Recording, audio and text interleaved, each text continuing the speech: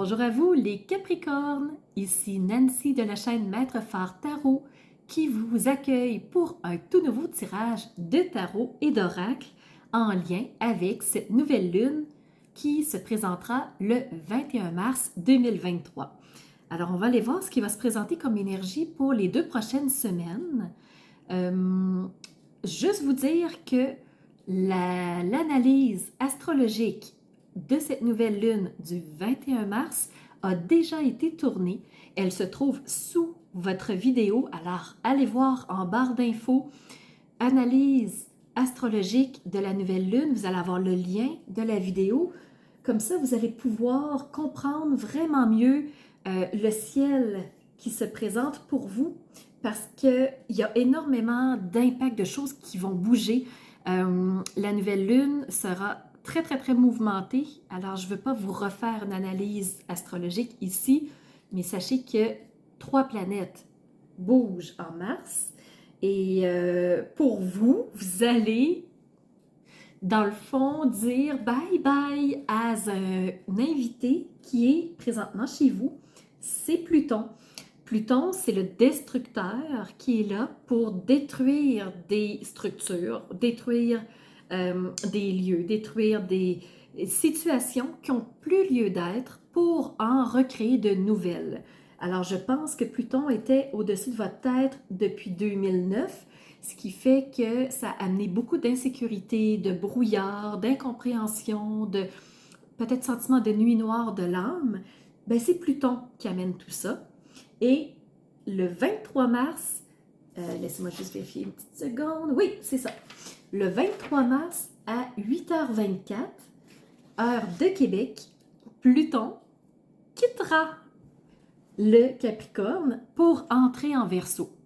Bon, soyons réalistes, il va revenir dans le signe du Capricorne encore un peu.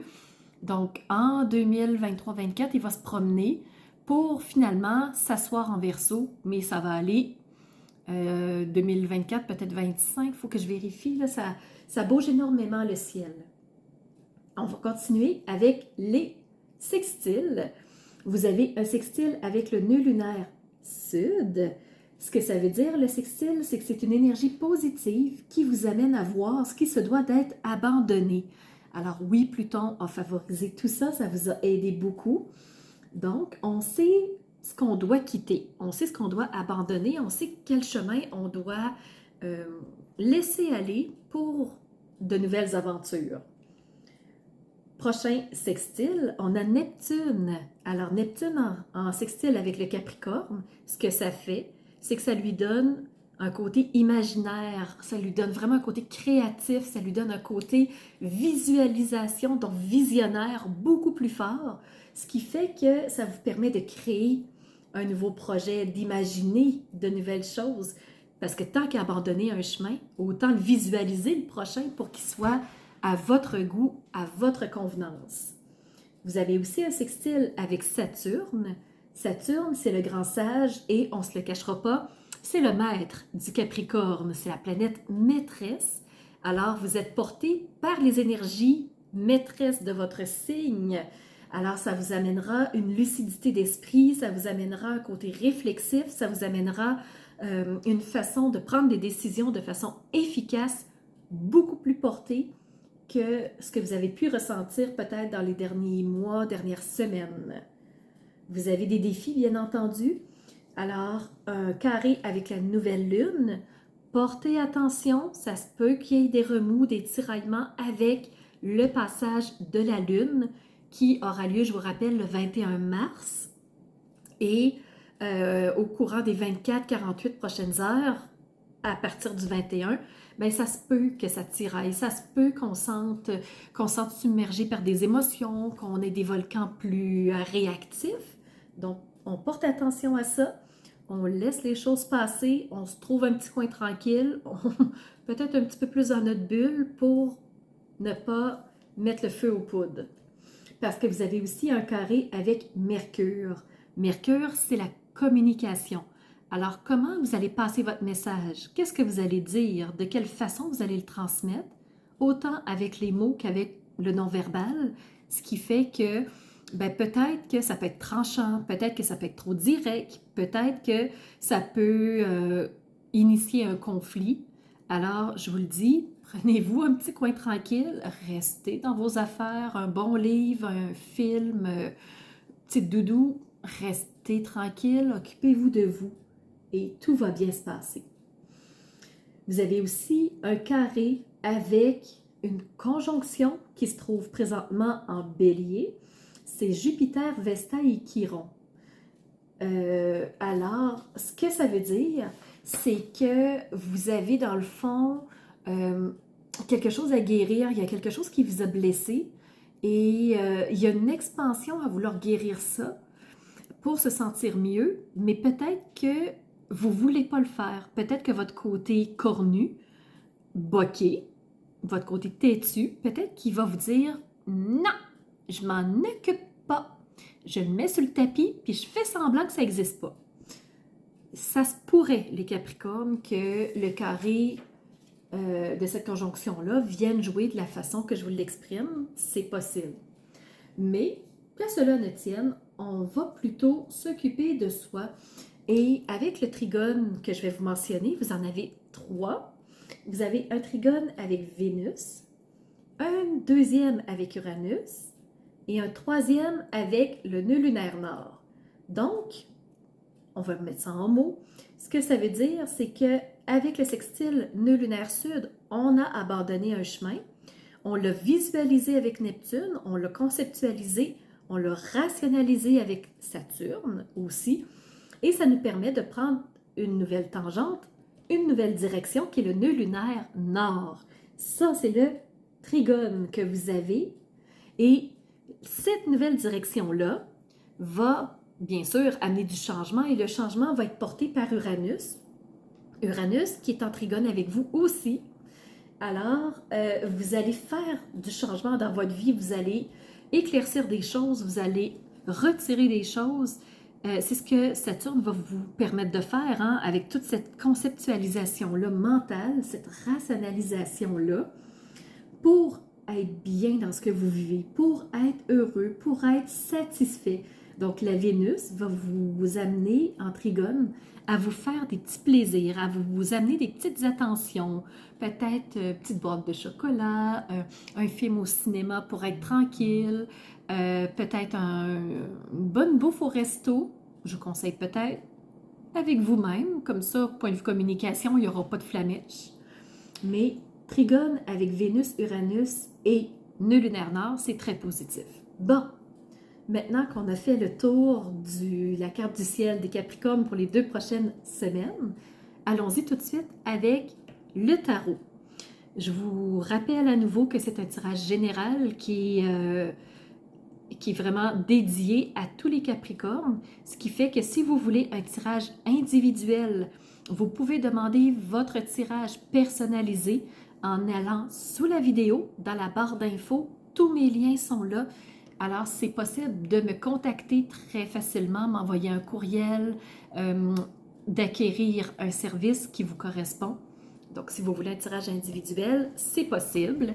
Je fais aussi du coaching. Je suis coach professionnel en neurosciences, donc certifiée dans ce domaine-là. Et toutes mes années d'enseignement m'ont permis de le faire plus facilement aussi.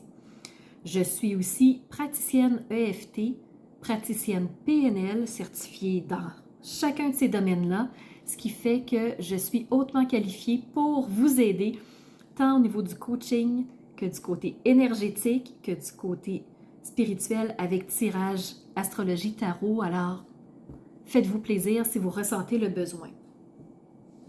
Point de vue du tarot, j'ai choisi le tarot de la quête de vision, qui est un tarot amérindien. On va aller voir qu'est-ce qu'il a à nous dire. Le premier qui s'est présenté, c'est le père de la Terre, je crois. Oui. Donc, dans un tarot conventionnel, la Terre représente les deniers, représente, finir par le dire, représente vraiment le pentacle. Donc, tout ce qui est ressources matérielles, sécurité financière, sécurité dans son quotidien. Et ici, on a le père de la Terre et le mot en dessous, c'est fiabilité. Alors, ce qu'on me dit, c'est qu'il y a quelque chose sur lequel vous pouvez compter. Il y a quelque chose qui est stable, quelque chose qui est solide. Peut-être même que c'est vous qui êtes stable, qui êtes solide. Alors, à ce moment-là, on sait qu'il y a un côté de stabilité au point de vue du tarot, du moins.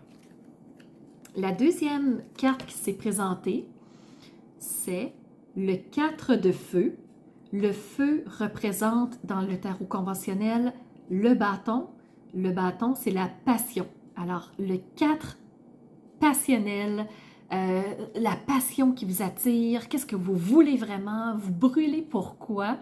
Et ici, on vous dit le mot accomplissement. Alors, du point de vue du tarot, on peut dire que vous avez réussi à accomplir quelque chose.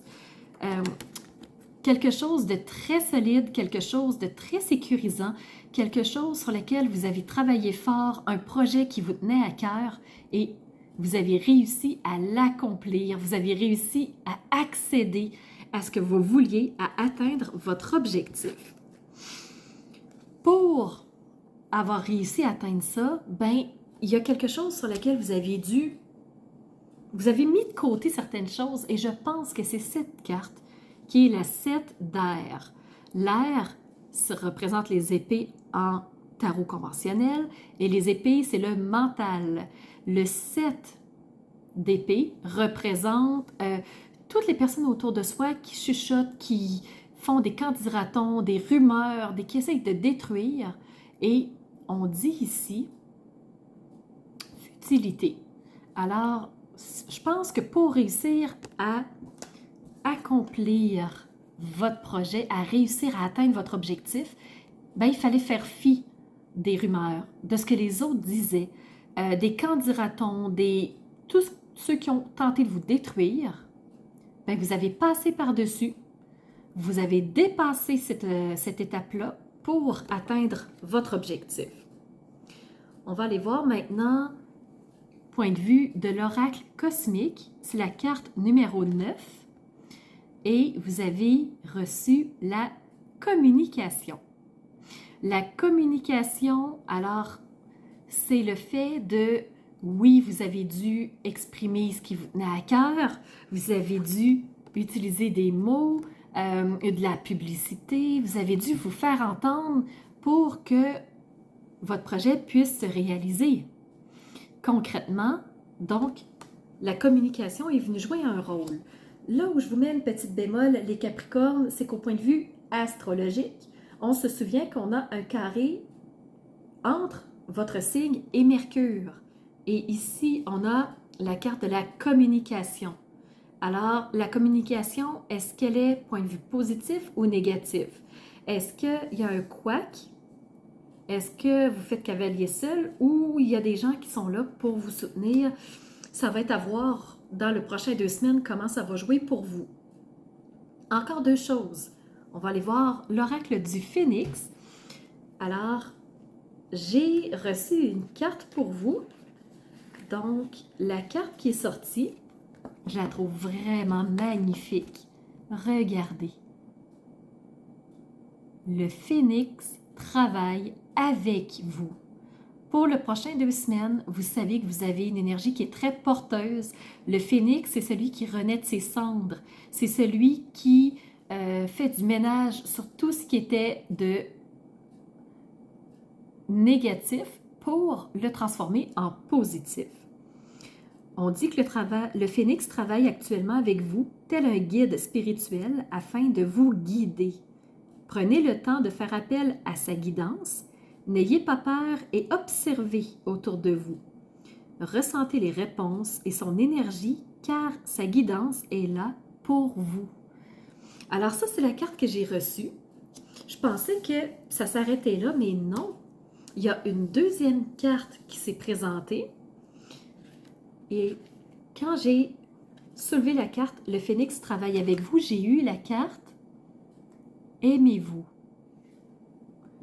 Pourquoi refuser votre amour propre? Le Phénix vous indique que le fait de ne pas vous aimer pleinement nuit à votre être dans sa totalité. Soyez aimant envers vous-même. Vous êtes apte à vous aimer et vous méritez votre amour plus que tout. Dites « Je m'aime » à chaque fois que cela est possible dans votre tête ou à voix haute et regardez les sensations qui parcourent votre corps. Sentez-vous vivant et laissez l'amour de vous-même guider votre vie. Et on vous parle encore de guidance ici avec le phénix. Donc, le phénix travaille pour vous. Aimez-vous. Il travaille peut-être à vous permettre de vous aimer davantage. Il vous envoie des signes. Alors, attention à ce qui va se passer en communication. Ça peut être mouvementé. Dernière carte, oracle murmure des animaux. Pour vous, les Capricornes, j'ai reçu la carte du hérisson.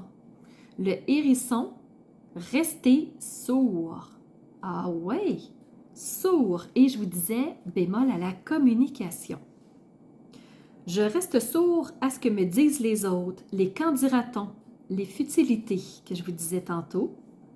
Je n'écoute que ma voix intérieure. Seule mon intuition connaît le chemin. Point de vue personnel. Le hérisson est plutôt solitaire et comme lui, tu peux avoir tendance à vouloir te retirer pour te protéger, pour éviter de souffrir ou d'être blessé. Mais il faut apprendre à trouver un juste milieu entre l'isolement et le côté public, social. Même si tu es pacifiste, tu ne manques pas de piquant et parfois tu peux avoir une attitude agressive.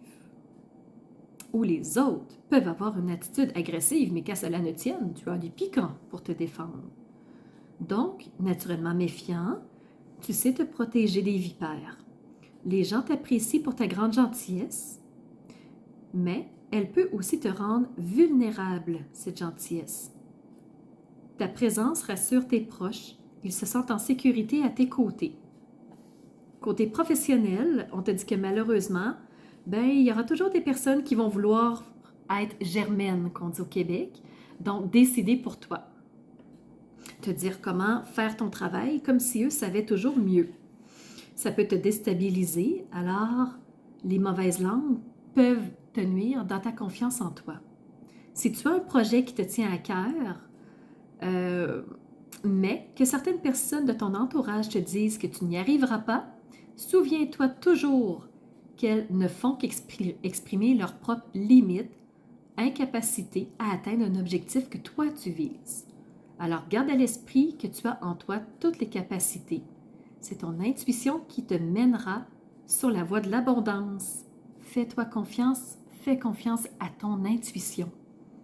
Côté sentimental, côté cœur, on te dit, il semble que ton entourage, soit la famille, amicale, soit enclin à te donner des conseils sur ta vie amoureuse. Alors, en plus des collègues, on a la famille et les amis qui s'en mêlent. La carte du hérisson est là pour te rappeler que tu ne dois pas écouter les autres.